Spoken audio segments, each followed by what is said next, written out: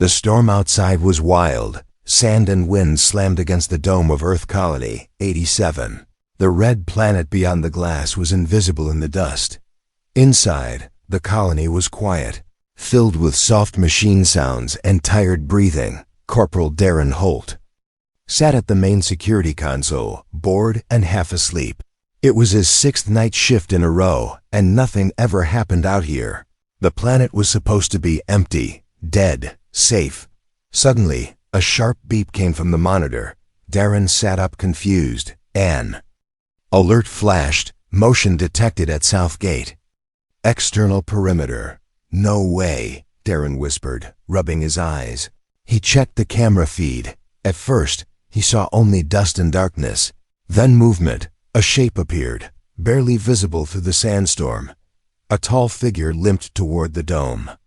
Holding something in its arms, Darren zoomed in, and his heart skipped a beat. It was an alien, covered in dirt and blood, with large black eyes and smooth blue skin. In her arms, she carried a small child wrapped in a dirty cloth. She stopped in front of the sealed gate and raised one weak hand. She knocked 3 slow, heavy bangs on the steel wall. Bang, bang, bang. The sound echoed through the control room. Darren stared at the screen, frozen. No life form should be out there, he whispered. He turned on the external speaker. Identify yourself, he said into the mic. The alien woman looked up at the camera, her face full of pain and fear. She spoke slowly, in broken English. If you have a heart, let my daughter in. I can pay you with my body, please. Darren's mouth went dry. He couldn't believe what he was hearing. Behind her, the storm screamed louder. The child in her arms didn't move. He looked at the child's face. It didn't look fully alien. There was something human. Darren pressed a button and called command. Sir, we have a situation at the South Gate, he said, trying to keep calm. An alien female is outside with a child, requesting entry. A cold voice replied. Do not open the gate, Corporal Holt. This is a direct order. But sir, the child, stand down, Corporal. That is a non-human entity. Protocol 12 applies. The line went dead. Darren stared at the screen again. The alien woman was on her knees now, barely holding the child. Her lips trembled and tears ran down her face. If you have a heart, she said again, almost whispering. Darren looked at the override switch on his console. One push, and the gate would open. He could lose his job or worse. But could he really let them die out there? His hand hovered over the button. He looked again at the child, small, sick, and maybe human. Suddenly, another alert flashed. Colony I override activated. Perimeter defense enabled. No, Darren whispered. They're going to fire. He had seconds, maybe less. The dome's turrets began to shift, aiming at the figures outside. The alien mother didn't move. She simply wrapped her body around the child, protecting her from the storm and from death. Darren slammed his hand on the override. The emergency gate hissed open. Wind and dust blasted into the airlock. He ran down the corridor, heart pounding. When the doors parted, he saw her, the alien mother, slumped forward but still breathing. The child in her arms coughed weakly, her small hand reaching out. Darren picked them both up and pulled them inside. The gate sealed shut behind him. The storm continued to howl outside, but inside there was silence. He looked down at the child in his arms. Her skin was pale but soft, her eyes large and strangely familiar, a mix of human and something else. The alien mother opened her eyes weakly. She looked at Darren and whispered, "Thank you," before falling unconscious. Darren didn't know what he had just done, but he knew one thing: nothing in Colony 87 would ever be the same again. Asterisk, the alarms were still ringing when Darren carried the alien mother and her child into the med bay. Red lights flashed along the corridor, and every camera in the dome was now watching him. He had just broken protocol, opened the outer gate, and brought in a creature no one truly understood. Not even he knew why he did it. Something inside him, something human, had taken control. The medbot scanned the mother first. Severe blood loss, Plasma burns, multiple fractures, it reported. It moved to the child next, paused, then blinked with confusion. Subject shows dual DNA signature, the bot said. Human and unknown. Darren stepped back. Stunned, so he was right. The child wasn't fully alien, she was part human. She had his species' blood in her veins, but how? And more importantly, whose? He didn't get to think long. The door behind him hissed open, and Commander Voss stormed in with 2 armed guards.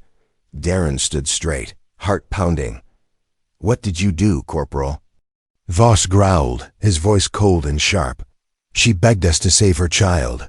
Darren said, the girl might be human. That's not your call. Voss snapped, stepping closer. You disobeyed orders, exposed the colony, and now you bring in a possible threat. She's just a child, Darren said quietly. Look at her. Voss didn't look. He just pointed at the guards. Quarantine them, he ordered, both of them, and put Holt on report. As the guards moved toward the mother and child, something strange happened. The child opened her eyes and sat up slowly. Her gaze locked with the nearest guard. The man stopped moving, frozen like a statue. Then, his weapon dropped to the ground with a soft clunk. Stand down, soldier, Voss barked. But the man couldn't speak. He just stared at the girl, eyes wide, tears falling down his cheeks. The other guard hesitated. Unsure, the girl looked at Voss next, and for a moment, something invisible passed between them, he felt. Guilt, maybe even shame, but only for a second. Then he shook it off and shouted, sedate her. Now! Before the guards could act, the mother sat up in the medbed, coughing blood, but alert. She grabbed the child and held her close, eyes glowing. With fear, don't touch her, she said, voice hoarse but powerful. She is not a weapon. Everyone in the room froze. The alien was speaking clearly now, almost fluently. The medbot spoke again. Vital signs stabilizing, child's brain. Activity unusually high. Darren took a slow step forward. Who is her father? He asked gently. The mother looked at him for a long moment. Then she said one word. Human. Gasps filled the room. Voss looked like he had swallowed a knife. That's not possible, he whispered. The alien woman nodded. He came to our world long ago, a lost explorer, hurt and dying. I saved him. He gave me love. And she is the result. Voss turned pale. Do you mean Lieutenant Cole? The woman's eyes glistened. That was his name. He died to protect us. Now I protect his child. Darren felt the air shift. Everything was different now. The girl wasn't just a mystery, she was proof. Proof that humans and aliens could share. More than war or fear, they could share life. But the danger wasn't over. Voss walked out without another word, tapping on his wrist device. Darren followed him out and grabbed his arm. You're not really going to report this, are you? He asked. She's not a child, Voss said, his face hard again. She's a symbol, and symbols can start revolutions. Darren clenched his fists. If we hurt her, we become the monsters, he said. Voss pulled away. Then pray you're not too late. Back in the med bay, the girl reached out her tiny hand and touched the medbot gently. Its red sensors turned green. Hello, she said softly. Her voice sweet and strange. I like this place, the mother cried silently, holding her close. But outside that room, in the control towers and secret meetings of Colony 87, plans were already forming. They would study her, test her maybe, even use her, and Darren knew, in that moment, he had only one mission, now protect the girl at all costs, even if it meant going against his own people. The chamber was cold, brighter than any room in Colony 87, and far too clean. The walls were white, the floor shining, the air too still. The alien child sat alone in the center, surrounded by glass, no bed, no toys, just a metal chair and silence. She looked no older than 5, but her eyes held the weight of centuries. On the other side of the glass, scientists watched, writing notes, whispering, judging. They called her Subject Zero, but her name was Myra. Darren stood behind the observation window, fists clenched. He had argued all night, begged them not to separate the child from her mother. But command had overruled him. Contain and observe, they said, for the safety of the colony. Now Mira sat alone, not crying, not afraid, just quiet. She tilted her head sometimes, like she was listening to something no one else could. Here, one of the scientists, Dr. Reyes, walked closer to the glass. She tapped it gently and spoke into the mic. "Mira, can you understand me?" The girl nodded slowly. "Yes," she said, her voice soft like wind. "Can you tell us how you healed?" "So fast?" Reyes asked. "I don't heal," Myra replied. "I remember how I'm supposed to be." The room fell silent. Darren turned to Reyes. "What does that mean?" Reyes shook her head. "I don't know. It's like she resets her body to normal." "Like memory-based regeneration," another voice joined in. Deeper and colder, Commander Voss, standing behind them with arms crossed. "She's not a child," he said. "She's a technology we don't understand." Reyes looked uneasy. "She's still half-human, sir. That doesn't make her safe," Voss replied. "It makes her unpredictable." Behind the glass, Mira looked up again. She tilted her head slightly, staring right at Voss. "Why are you afraid of me?" she asked, even though she couldn't hear the conversation. Voss stiffened. "What the hell?" he muttered. "She can hear us," Reyes whispered. "She shouldn't be able to." Suddenly, Mira stood, walked to the glass, and placed her small hand on it. The screen in front of Darren flickered. The sensors glitched, numbers scrambled. "She's interfering with electronics," Reyes said. "But she's not touching anything." "No," Darren said. "She is." He stepped closer and put his own hand on the glass, opposite hers. The flickering stopped. Mira smiled. "You're kind," she said. "Like him." "Like who?" Darren asked gently. She looked down. "My father." Outside the chamber, alarms suddenly blared. Emergency lights flashed red. "Breach in all AB9, the system shouted. "Unauthorized entry." Darren turned sharply. "Her mother," he whispered. Within seconds, the alien mother burst into the control room. Her body was still weak, but her rage was unstoppable. She slammed one guard into the wall and knocked out another with one strike. "Give me my daughter," she growled, eyes glowing with a strange blue light. Voss pulled a plasma pistol. "Stand. Down or die." But Mira placed both her hands on the glass. "No," she whispered. A pulse of soft light spread from her hands, covering the entire room in a hum. The lights dimmed, weapons powered down, and everyone froze. Even Voss couldn't. "Pull the trigger." The glass door slid open on its own. Mira stepped out and ran to her mother, hugging her tightly. The glow faded, but something had changed. No one moved, not even Voss. Darren stepped forward, breathing hard.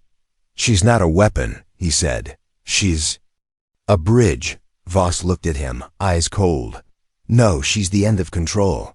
But deep down, even Voss knew something ancient and powerful was now walking among them. And it had the shape of a little girl. Asterisk. The storm had passed outside, but inside Colony 87, something far more dangerous was rising. Mira sat beside her mother in a dim, quiet room once used for storage.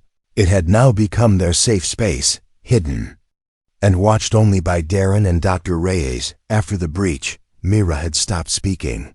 She just sat there, silent, drawing shapes in the dust on the floor, circles, stars, and strange symbols that made no sense to anyone else. Darren leaned against the wall, watching her closely. Rhea stood beside him, arms crossed, a tablet in her hands. "We ran her DNA again," she said softly. "It's real. She's half-human."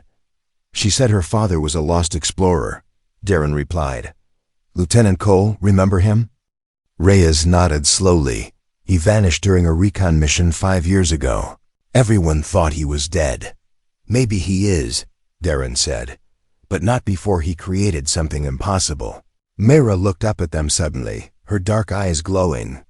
Faintly, "He's not dead," she said. "Not completely." The room went still. Reyes crouched down. gently placing the tablet aside. "Mira, what do you mean?" she asked. The girl pointed at her chest. "He gave me part of his mind. I hear his thoughts when I sleep."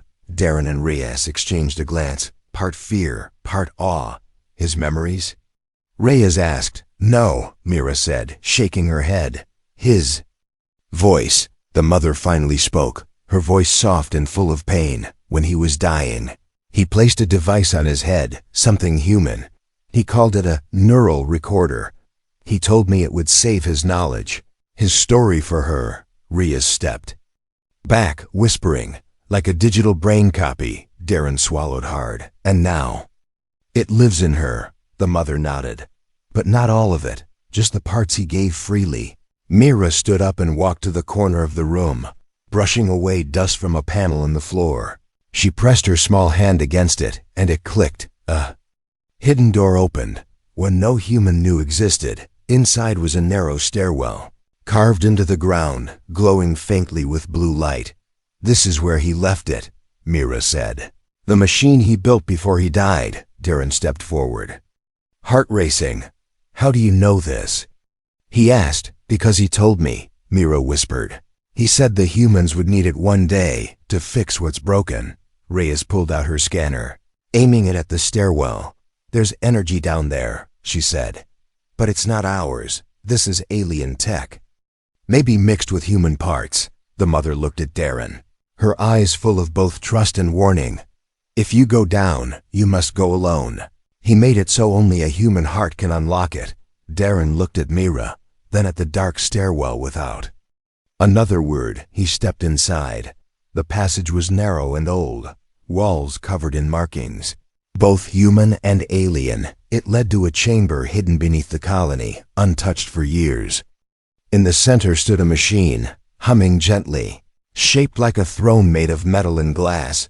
A voice echoed through the chamber, not Mira's, not the mother's. It was a recording, calm and full of sorrow. "If you're hearing this, I'm already gone," the voice said. "This world was not meant to be conquered. It was meant to be healed." Darren froze, recognizing the voice from old colony logs. Lieutenant Cole. "My daughter. If she survives, she will be more than both of us," the voice continued. "She will carry the memory of what we were and what we should become."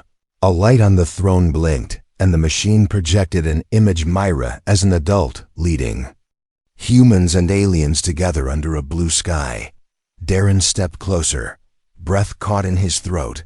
She wasn't just a child. She was the beginning of something new. Back in the upper room, Mira looked up suddenly, eyes wide. "He saw you," she whispered.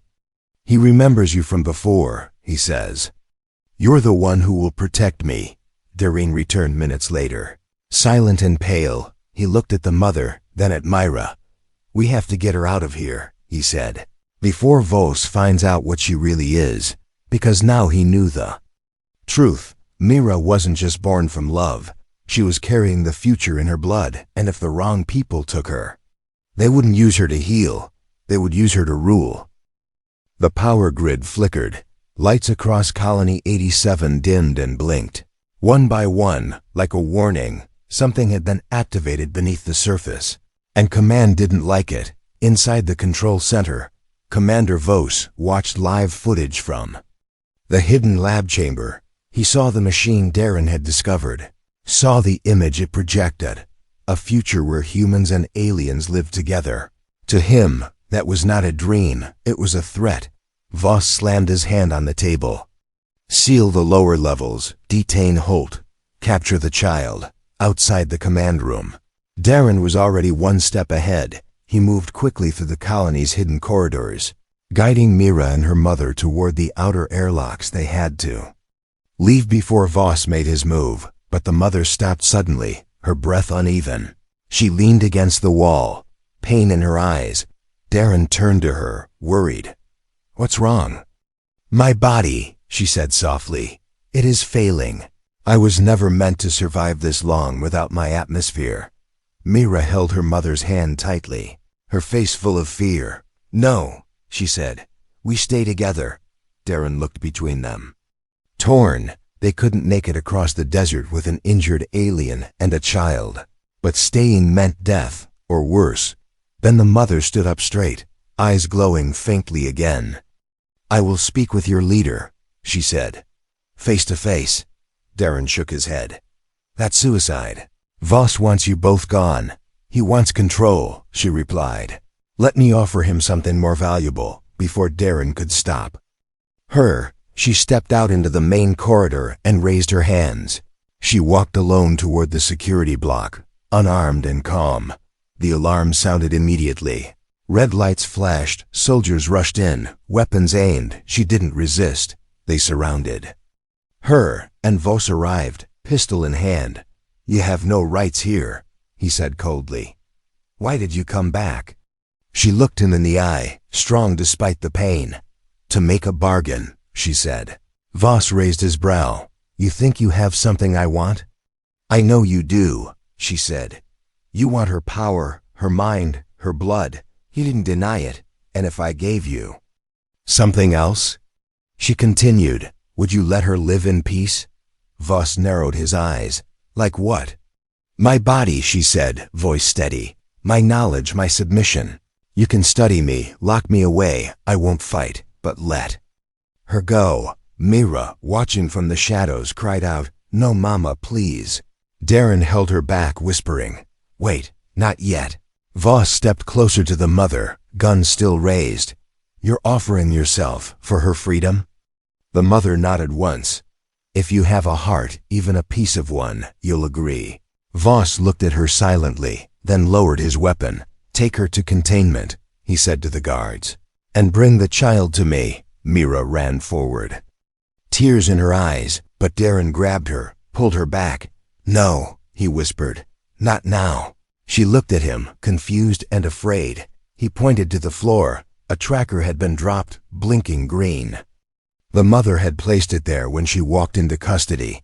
"She's not giving up," Darren whispered. "She's buying us time," as guards dragged the mother away. Her eyes met Mira's one last time, and in that look, she said everything she couldn't with words. "I love you. Be strong, love." Then she was gone, taken deeper into the base. Mira dropped to her knees, shaking. "She's hurting," she whispered. "She's hiding it." "But I can feel it." Darren looked toward the exit hatch. Jaw tight. "We have one shot," he said. "Your mother gave it to us. We find that machine again, and we turn the whole colony against him, because the mother had made her." Bargain. But the real war was just beginning. The colony was no longer quiet. Whispers spread through every hallway, every lab, every sleeping pod. They started with the cleaners, then the engineers, then even the guards. People were asking the same question: what are they hiding from us? In the hidden chamber beneath the colony, Mira stood with her hand on the strange machine her father left behind. It pulsed softly with light, reacting to her touch like it had been waiting for her all this time. Darren stood nearby, watching with a mix of fear and hope. Reyes entered, carrying a stolen data chip, her face pale. "I copied the command files," she whispered. "Voss isn't just locking up her mother. He's planning to dissect her, break her down molecule by molecule." Mira said nothing, but her glow grew brighter. She stepped into the center of the machine, and the walls around them lit up. Images flashed: blue skies, green fields, humans and aliens living together. "The future," Darren whispered. "This is what your father wanted, a new world. But we can't reach it without tearing down the old one," Reyes added. Suddenly, the floor shook, and an alarm sounded through the underground hall. "Intruders detected in sub-level 5, the AI shouted. "Security units deployed." "They found us," Darren said, pulling Mira out of the machine. "We have to go." But Myra didn't move. She closed her eyes and placed her hand on the machine's core. A bright pulse of energy shot out, passing through every wall, every cable, every screen in the colony, and for a brief moment, everyone saw what she saw. Visions of peace, of unity, of something greater than fear. Then the lights returned to normal. But nothing felt the same. People across the colony stood frozen, touched by something they couldn't explain. The guards hesitated. The soldiers paused. Even Voss, watching from the control room, stumbled back from his screen. What was that? He whispered. What did she do? Mira opened her eyes slowly, her voice echoing in the air. I reminded them of who they were, before they forgot. Voss barked into the cum. Bring her to me now. I don't care if you have to drag her by force. But the guards didn't move. One of them, Private Lynn, lowered her weapon, eyes wet with tears. I have a daughter, she said. Same age as her, same smile. I'm not doing this. And just like that, the first guard defected. Then another and another. Soon half the security team was standing down. Turning their backs on Voss, Darren stepped into the central hub with Mira and Reyes, their group growing behind them, scientists, mechanics, nurses, all walking together. Colony AI crackled overhead, trying to override the doors, issue commands. But its voice sounded weaker now. Mira had touched something in its core, too. Voss stood alone in the command room, eyes wild, face pale. They're following a child, he hissed. A half-blood freak. He raised his pistol and pointed it at the screen, where Myra's face now shone in every room of the colony. She spoke calmly, her voice broadcast across all channels. I don't want to rule you. I just want to help you remember. You don't need to fear what's different. You only need to listen to what's inside. And if you still wish to hurt me, I won't stop you. But my mother, she gave everything so I could speak these words. Please, don't let her sacrifice be wasted. Voss screamed and fired his weapon at the screen. The glass shattered, sparks flew, but the message had already been heard across the colony. People were removing their badges, laying down their tools, opening locked doors. An uprising had begun, not with weapons, but with awakening, back in the lower levels. Mira looked at Darren, her eyes full of light and sorrow. She's still alive, she whispered. But not for long, Darren nodded. Then let's finish. The revolution had no leader, no army, no battle plan. Just one child, one promise, and 1,000 broken hearts ready to heal. The skies above Colony 87 were no longer red. They were turning silver. It wasn't natural. Not yet. It was Mira. She stood at the heart of the ancient machine buried deep beneath the colony, her body glowing like the first sunrise after a long, dark winter. Around her, energy hummed softly, light bending, air warming. She was changing the planet, one breath at a time, but each second came with a cost.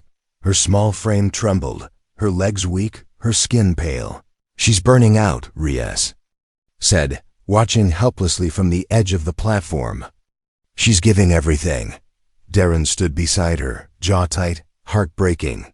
She's doing what her father couldn't, he whispered. She's finishing his dream.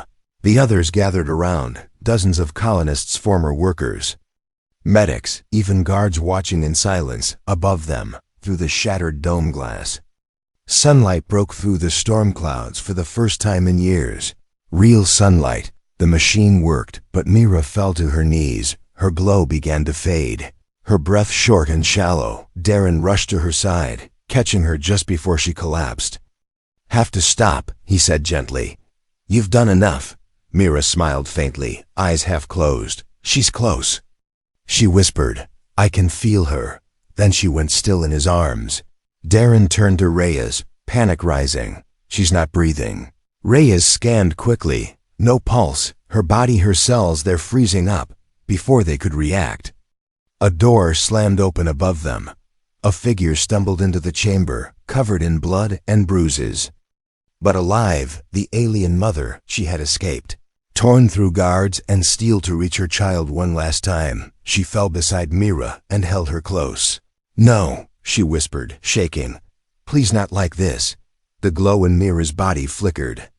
Faintly, like the last flame in a dying candle, her mother leaned close, pressing her forehead to Mira's, and she began to hum, a soft, haunting song in a language no one else understood.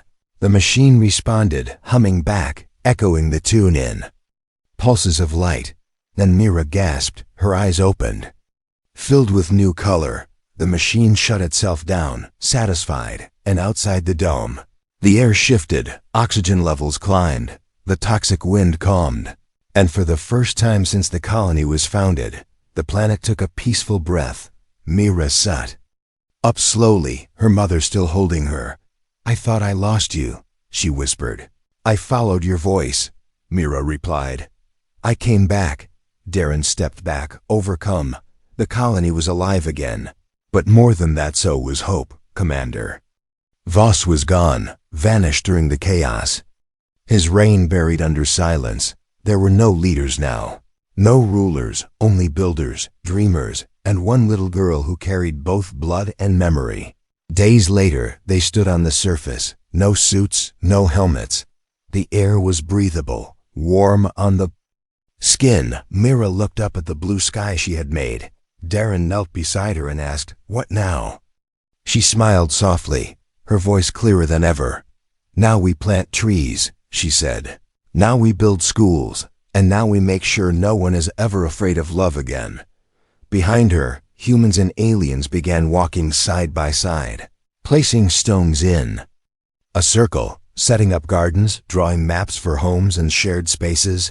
The colony was no longer just a survival dome. It was a beginning, a place where history ended and the future began. And at the center of it all stood a child, born from fear.